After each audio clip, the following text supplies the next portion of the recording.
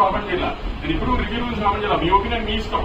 కానీ సినిమా ఆడుతున్న తర్వాత కూడా సినిమా ఎందుకు ఆడుతుందని అనాలిసిస్ మీరు ఇవ్వాల్సిన అవసరం లేదు. మీ జడ్జ్మెంట్ జనాలు కాకల్లా జనం ఆల్రెడీ చేసేసే జనం చూస్తున్నారు. దాన్ని ఆ జడ్జ్మెంట్ చేసి సినిమాని గురించి సినిమాని డిస్ట్రాయ్ చేయడానికి ట్రై చేయమాకండి.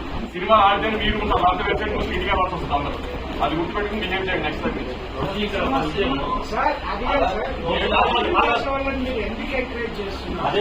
అదే మా తప్పు చెప్తున్నా కదా, అదే మాకు తప్ప నేను చేసిన తప్పదే ఇప్పుడు దాకా.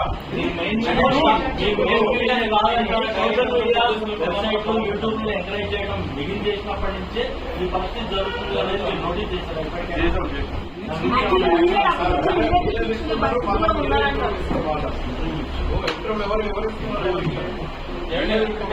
ఇప్పుడు అవగాహన చేశారు కదన్నా, మేము ఉండబట్టే మీ యూట్యూబ్ ఛానల్ అవును. ఇప్పుడు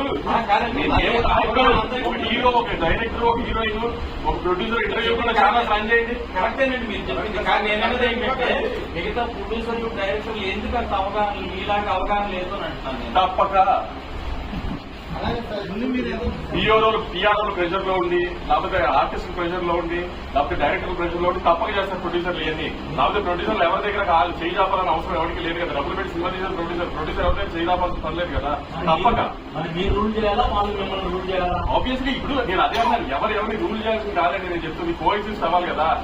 మీరు రివ్యూలు రాయడం మీ రెస్పాన్సిబిలిటీ. ఇప్పుడు నేను సినిమా రిలీజ్ ముందే దీంట్లో లాజిక్లు కథ ఉండదు అని చెప్పాను. నేను లాజిక్లు కథ లేని సినిమాలు నేను సినిమా తీస్తున్నానని చెప్పినప్పుడు, ఒక మ్యాడ్ క్యాప్ ఎంటర్టైనర్ తీస్తున్నానని చెప్పినప్పుడు అది రివ్యూలకు నచ్చుతుందని నేనేం అనుకోవాలా.